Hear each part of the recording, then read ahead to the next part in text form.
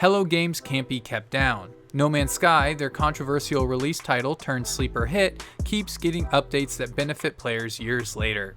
This time, Hello Games has introduced player pets in the form of animals that one can train and befriend during their travels. One can keep up to 8 pets at a time and even collect, trade, and hatch their eggs.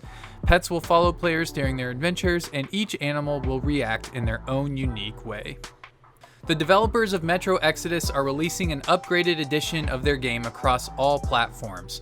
The graphical boost focuses on better and more efficient ray tracing and faster frame rates. Xbox Series X and PlayStation 5 owners can expect ray trace gameplay at 4K with 60 frames per second.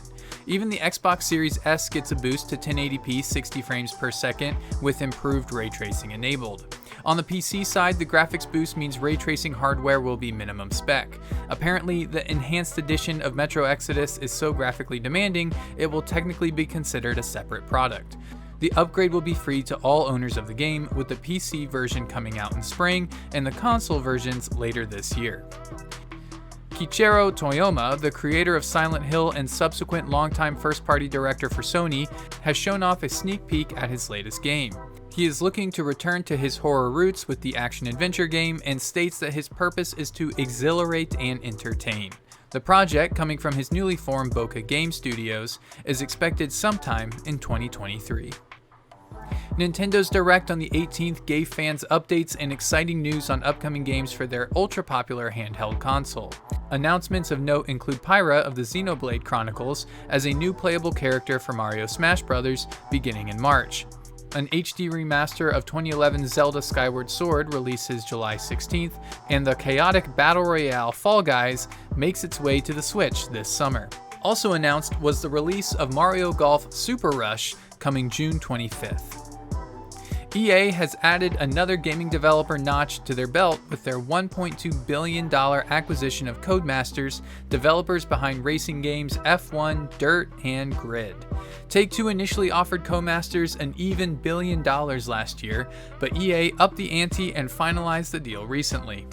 EA expressed a desire to release racing games more frequently in addition to the 2 car series they already produce, Need for Speed and Burnout.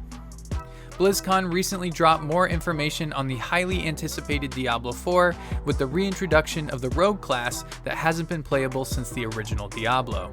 In a graphic cinematic of the Rogue's abilities and ruthlessness, the Rogue specializes in speed, daggers, and bows.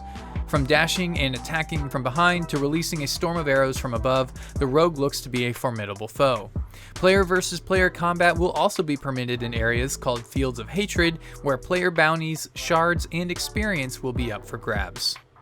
Season 2 for Black Ops Cold War releases in about a week, and there looks to be plenty of content to keep players entertained.